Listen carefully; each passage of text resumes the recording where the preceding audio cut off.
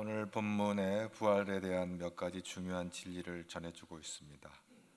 먼저 사람이 어떻게 구원을 받는가로부터 시작이 되어집니다. 오늘 고린도전서 15장 1절 2절 말씀을 함께 읽도록 하겠습니다. 형제들아, 내가 너희에게 전한 복음을 너희에게 알게 하노니 이는 너희가 받은 것이요 또 그 가운데 선 것이라. 너희가 만일 내가 전한 그 말을 굳게 지키고 헛되이 믿지 아니하였으면 그로 말미암아 구원을 받으리라. 아멘. 너에게 전한 복음, 그 너에게 전한 그 말을 굳게 지키고 헛되이 믿지 아니하였다면 그로 말미암아 구원을 받을 것이라. 이렇게 말씀하고 있습니다. 그럼 복음이 뭐예요? 복음은 예수님의 죽으심과 부활에 관한 소식이 복음이라고 말하고 있습니다. 오늘 고린도전서 15장 3절 4절에 그걸 말해주고 있어요. 너희들이 복음을 지키면 구원을 받으리라 말했는데, 그러면 너에게 전한 그 복음이 뭐냐? 3절 4절 다 같이 보겠습니다. 내가 받은 것을 먼저 너희에게 전하였느니 이는 성경대로 그리스도께서 우리 죄를 위하여 죽으시고 장사 지낸 바 되셨다가 성경대로 사흘 만에 다시 살아나. 성경대로 우리 죄를 위해 죽으셨다가 성경대로 우리를 위해서 살아나셨다. 누가? 예수 그리스도께서. 이게 복음이에요. 할렐루야. 나를 위해서 죽으시고 나를 위해서 살으셨다. 이게 복음이에요. 이게 굿뉴스예요. 복음은 예수님의 죽음에 관한 소식과 더불어 이 십자가 사건을 말하고 있습니다. 우리 인간의 죄 때문에 죽으셨다는 거죠. 그런데 그 주께서 성경대로 우리를 위해서 죽으시고 성경대로 사흘 만에 다시 살아나셨다. 이 죽음을 정복하셨다는 이 소식보다 더 기쁜 소식이 어디에 있겠습니까? 이 소식을 담은 고린도전서 15장은 부활장입니다. 부활장이라고도 부릅니다.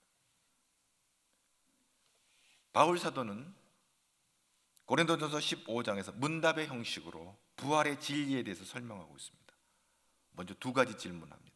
첫 번째 12절입니다. 고린도전서 15장 12절에 함께 봅니다. 그리스도께서 죽은 자 가운데서 다시 살아나셨다 전파되었거늘 너희 중에서 어떤 사람들은 어찌하여 죽은 자 가운데서 부활이 없다. 사도 바울이 복음을 전할 때에 이 굿뉴스를 증거할 때 어떻게 죽은 자가 살아날 수 있냐? 부활이 없다. 그건 있을 수 없다. 이렇게 말하는 사람들이 있었다는 것이죠. 없다 하느냐? 이제 있다 말하겠다는 것이죠. 없다 하느냐? 첫 번째 질문 던지고, 두 번째 또 중요한 질문은 35절 고린도전서 15장 35절 말씀, 우리 다 같이 35절입니다. 함께 봅니다. 누가 묻기를 죽은 자들이 어떻게 다시 살아나 어떤 몸으로 오느냐 하리니. 자, 그럼 부활이 있다 치도 그럼 그 몸이 어떻게 온다는 거냐? 아니 죽었는데 썩어버린 몸이 어떻게 온다는 말이냐? 어떻게 변화된다는 말이냐? 그게 궁금한 거예요. 첫째 질문은 부활이 사실이냐 하는 질문이고, 두 번째 질문은 그럼 부활이 되면 그 몸은 어떤 몸으로, 어떤 몸이냐, 어떤 몸인지 궁금한 거죠. 우리는 이 부활의 확실성에 있어서 첫째 질문에 다를 질문은 부활은 믿을 수 있는 진리인가 하는 질문이죠. 바울은 예수님의 부활이야말로 추호도 의심할 수 없는 역사적 사건이라고 말하고 있습니다. 다시 살아나신 예수님을 목격한 사람들을 등장합니다. 나름대로 사도 바울은 부활을 증거하기 위해서 부활을 목격한 사람들에 대한 이야기가 5절, 6절, 7절, 8절에 등장합니다. 먼저는 게바입니다. 베드로, 예수님의 수제자죠. 베드로가 예수님의 부활을 봤다. 그 다음에 12제자, 그 다음에 부활 승천하실 때 500의 형제들, 그 다음에 야고보는 예수님의 동생인데요, 제일 나중에 사도들 가운데 제일 나중에 예수 믿은 사람이. 왜? 자기 형님이 메시아다? 믿을 수가 없는 거예요. 그런데 부활하신 예수님을 만나고 메시아구나, 그리스도구나, 그래 믿고 부활의 증인이 됐어요. 할렐루야. 그리고 모든 사도, 특별히 사도 바울 자신에게까지 나타났다. 그래 놀라운 것은 12사도들은 12제자들은 예수님과 동행하면서 예수님과 함께 먹고 마시며 함께 거했지만 이 사도 바울은 예수님과 육신으로 만난 적이 없어요.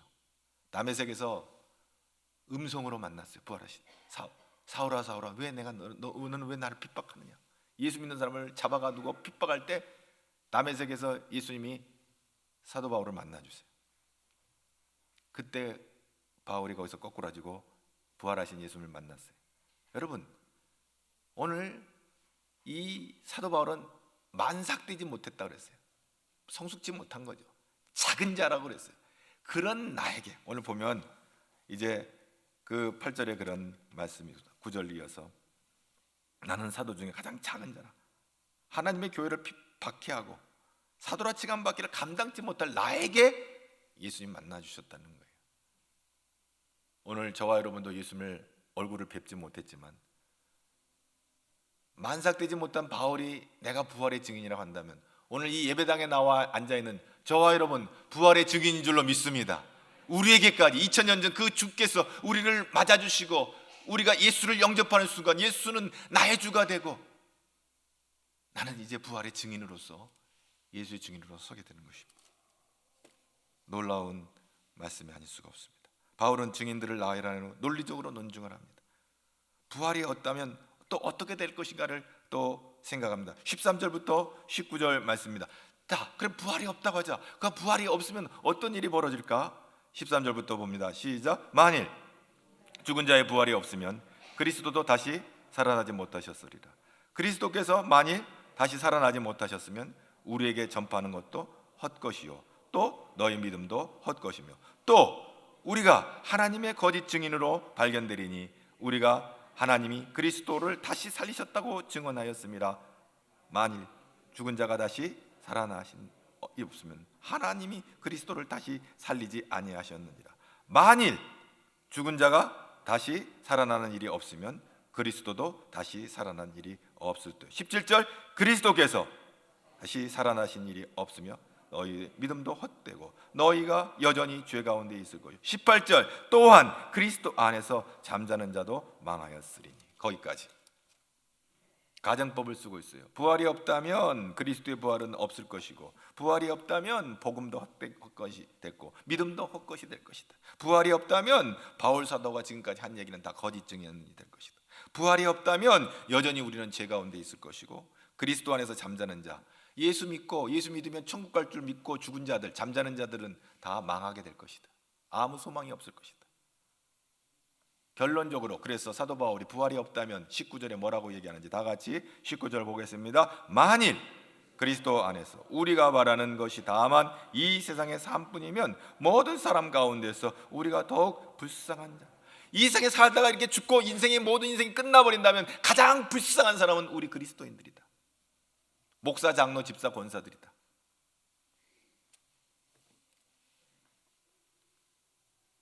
우리가 바라는 것이 이 세상의 삶이 전부라면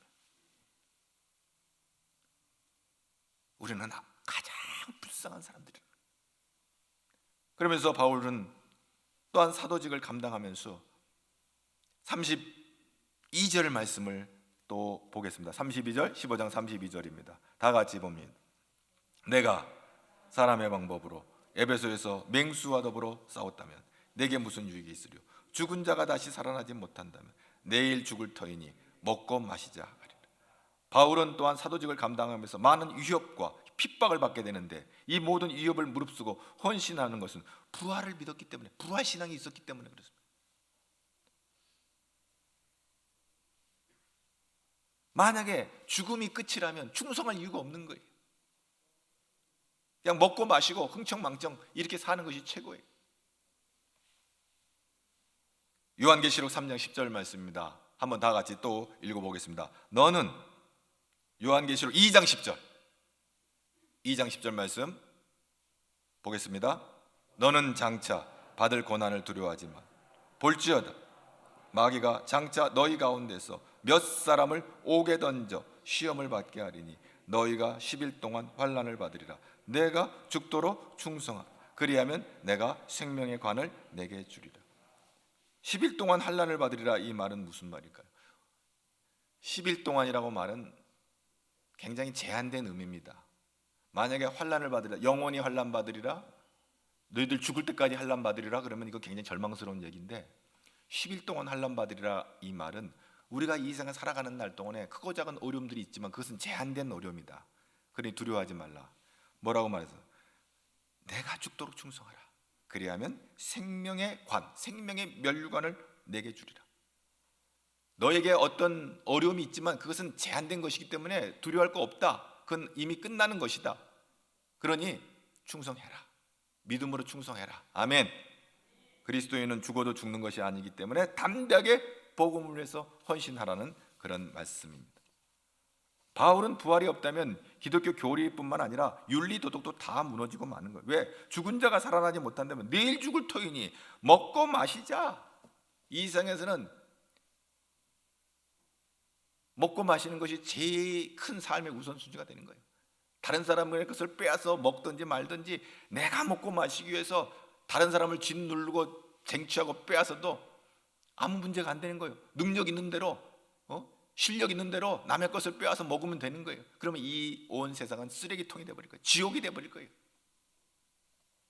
완전히 윤리는 다 무너져 버리고 먹고 사는 것이 삶의 제일 우선순위니까, 그것이 삶의 제일 큰 가치가 되니까 그 일을 위해서 수단 방법 안 거리고 사람을 죽이든지 살리든지 상관없이 잘 먹고 잘 사는 사람이 최고가 되는 거예요. 그런 세상은 지옥입니다. 지옥. 이런 잘못된 생각으로 사는 사람들이 생겨날 것이라고 사도 바울은 말하고 있는 것입니다. 그렇습니다. 그러므로 부활은 있다. 이것이 사도 바울의 증언입니다. 그러면 어떤 몸으로 부활할까? 우리 35절에 이제 등장하는 말씀이었죠. 누가 묻기를 죽은 자들이 어떻게 다시 살아나며 어떤 몸으로 오느냐? 바울은 세 가지 비유를 통해서 몸의 부활을 설명합니다. 첫째는 씨와 형체에 대한 이야기와, 두 번째는 육체의 종류에 대한 이야기와, 세 번째 서로 다른 영광에 대한 이야기를 하면서 이 어떤 몸으로 우리가 부활할 것인지에 대해서 설명해 줍니다. 35절부터 38절 말씀인데요. 우리 35절 한번 다 같이 한번 보도록 하겠습니다. 35절부터입니다. 누가 묻기를 죽은 자들이 어떻게 다시 살아나며 어떠한 몸으로 오느냐 하니 어리석은 자야, 내가 뿌리는 씨가 죽지 않으면 살아 못하겠고 또 내가 뿌리는 것은 장래 뿌리는 것이요 다만 밀이나 다른 것의 알맹이뿐이로다. 하나님이 그 뜻대로 그에게 형체를 주어 시대 각 종자에게 그 형체를 주시느니라. 자, 몸이 생명을 다하면 죽고 소멸되는 과정을 통해 완전히 자연의 일부로 돌아갑니다. 우리 몸은요, 화장을 하든 매장을 하든, 매장을 하면 썩어서 흙이 돼버리는 거예요. 그리고 화장을 하면 한 줌의 재가 돼서 흙으로 돌아가는 거예요. 이게 자연의 원리예요. 생명의 원리예요. 모든 생명은 세월이 지나감에 따라 점점 약해지고 생명을 다하여 죽어서 자연 속으로 소멸되어지고 맙니다. 이것이 변화예요. 체인지. 몸에서 살아있는 몸이 흙으로 돌아가는 이 변화가 있는 거예요. 그러나 단순한 체인지가 아닌 게 있어요. 영어로 표현하면 트랜스포메이션이라고 그래요. 변형이라는 게 있어요. 변형은 죽어서 없어질 것처럼 보이는 것에서 전혀 새로운 생명이 탄생하는 거예요. 부활은 변형의 사건이에요. 트랜스포메이션. 썩어 없어질 것처럼 보이는 것에서 전혀 새로운 것이 일어나는 거예요. 어리석은 자야, 너의 뿌리는 씨가 죽지 않으면 살아나지 못하겠고, 이 씨가 뿌려지는 것은 죽은 것 같은 경험이에요. 흙 속에 씨가 뿌려지는 것은 씨가 썩어서 소멸되는 것 같지만 그 씨앗이 단순히 흙 속에서 소멸되어서 없어지는 것이 아니라 오히려 흙 속에서 싹이 자라 씨앗과 전혀 다른 형체가 자라나 거기서 꽃이 피는 거예요. 여러분, 애벌레가 나비가 되는 것은 전혀 다른 형체가 되는 거예요. 이게 트랜스포메이션이에요. 변형이에요. 마찬가지로 생명을 다한 우리 몸에 하나님께서 새로운 형체를 주시는데 바로 그것이 부활의 몸입니다. 우리가 지금 육체의 몸을 입고 있지만 이 육체의 몸이 낡아지고 생명을 다할 때 이것은 천국에서 살 수 있는, 천국에 살 수 있는 몸으로 적화되어 있지 않아요. 어울리지를 않아요. 그렇기 때문에 이 몸은 다 썩어져서 육은 이 흙으로 가는 거예요. 우리에게 새로운 몸의 형체를 주실 때, 그 형체가 44절에 뭐라고 등장합니까? 44절 다 같이 봅시다. 육신의 몸으로 심고 신령한 몸으로 다시 살아났다. 육의 몸이 있은즉 또 영의 몸이, 신령한 몸이라고 그랬어요. 영의 몸이라고 그랬어요. 육의 몸은 신령한 몸으로 다시 살아난다 그랬어요. 육의 몸이 영의 몸이 된다고 그랬어요. 그 신령한 몸, 그 영의 몸이 뭐냐? 부활은 하늘의 형체로 변형되어진다. 부활이라고 하는 것은 변형의 사건을 받아들이는 후 갖게 되는 새로운 몸이라고 하는 것입니다. 우리가 육체에 대한 이야기가 등장하는데 39절부터 한번 보겠습니다. 39절 한번 볼까요?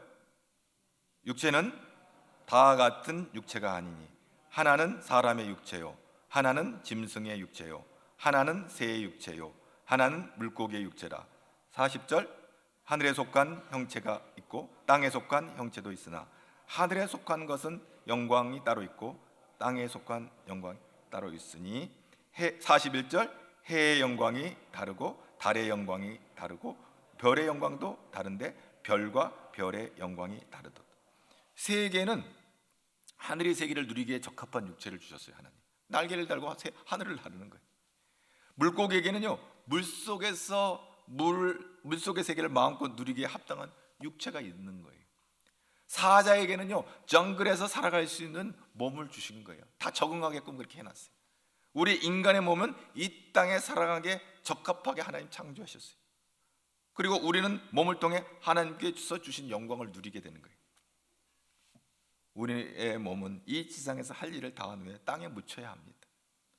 그러나 그것이 끝이 아니라 하나님께서 우리에게 놀라운 하나님의 천국의 세계를 누릴 수 있도록 새로운 형체의 몸으로 우리를 변형, 트랜스포메이션 시켜주는 거예요. 그게 부활이에요. 부활은 하늘의 형체로, 땅의 형체에서 하늘의 형체로 변화되는 거예요. 천국에서 하나님의 자녀로 살아간 완벽한 영적인 몸으로 우리가 입게 되는 거예요. 49절 고린도전서 15장 49절 다 같이 한번 또 보도록 하겠습니다. 우리가 흙에 속한 자의 형상을 입은 것 같이 또한 하늘에 속한 자의 형상을 입으리라. 할렐루야!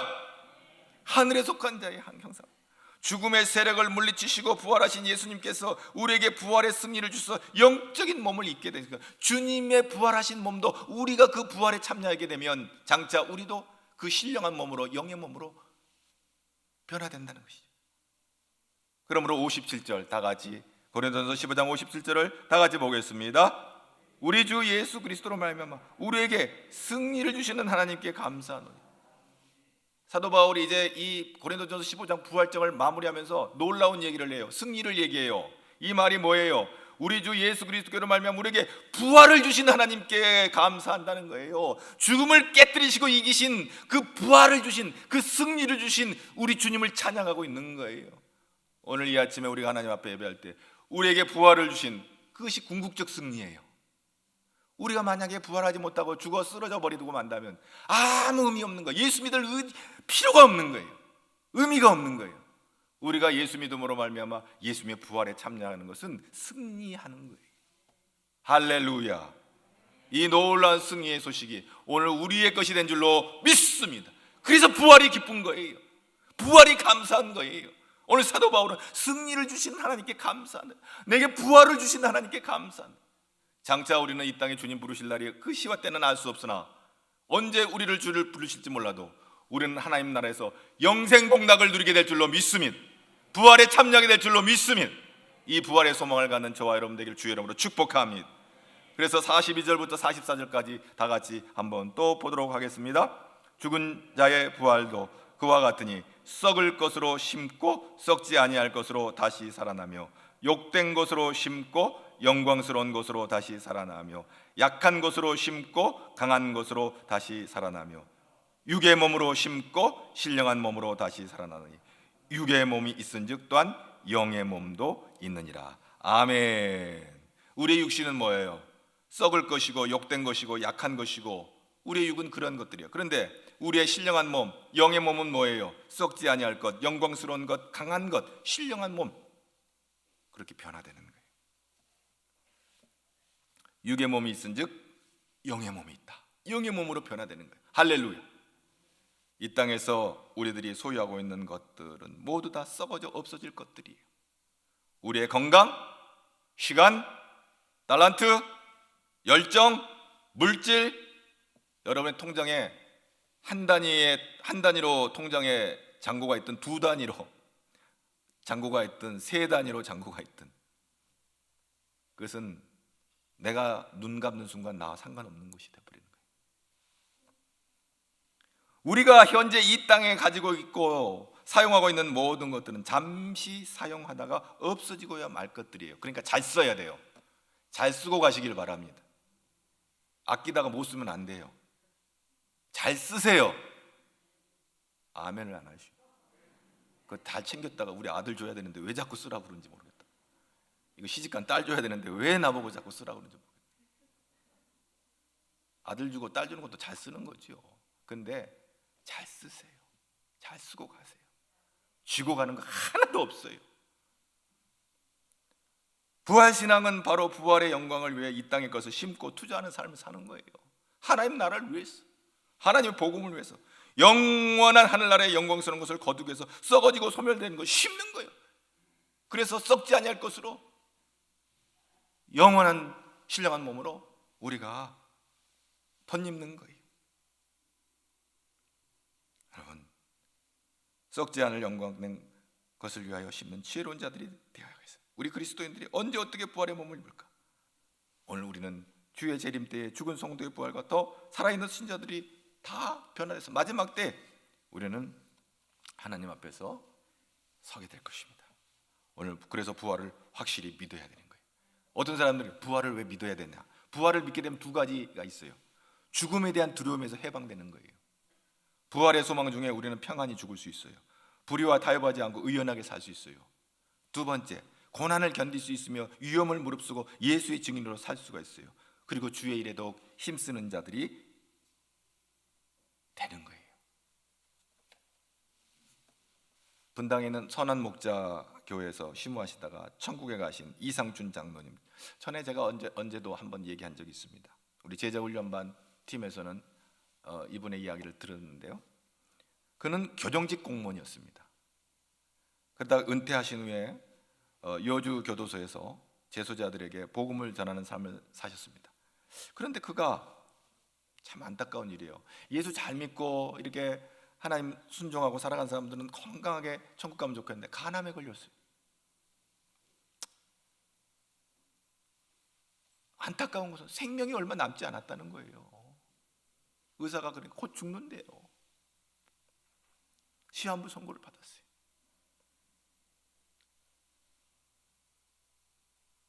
그가 침대에 누워있는데 항암 치료를 받고 누워있는데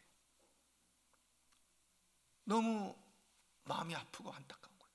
내가 평생 예수 믿고 살았는데, 장로로 살았는데 내가 이 간암으로 이렇게 죽는다는 게 너무 창피하고 부끄럽기도 한 거예요. 그래서 그가 생각을 했어요. 내가 이 침대에서 누워서 죽는 것도 죽는 거고, 내가 죽는 날까지 복음을 전하다 죽는 것도 죽는 건데, 내가 이렇게 침대에서 누워있지 말고 일어서서 내가 복음을 전했다. 그래서 여주 교도소에 가가지고 복음을 전하게 된 거예요. 집에서 여주 교도소까지는 버스를 타고 왕복 4시간이 걸리는 거리였어요. 이것은 건강한 사람들에게도 힘든 일이에요. 그런데 재소자들을 만나기 위해서 버스를 타고 가는 길에 하나님께 이런 고백을 올려드렸어요. 하나님, 제 인생에서 꼭 한번 해보고 싶고 가져보고 싶고 되어보고 싶은 것이 많았지만 그 가운데 이루어진 것은 하나도 없습니다. 그렇지만 지금 제 마음은 그 모든 것을 가져보고 되어보고 다 해본 사람들보다 몇 배나 행복합니다.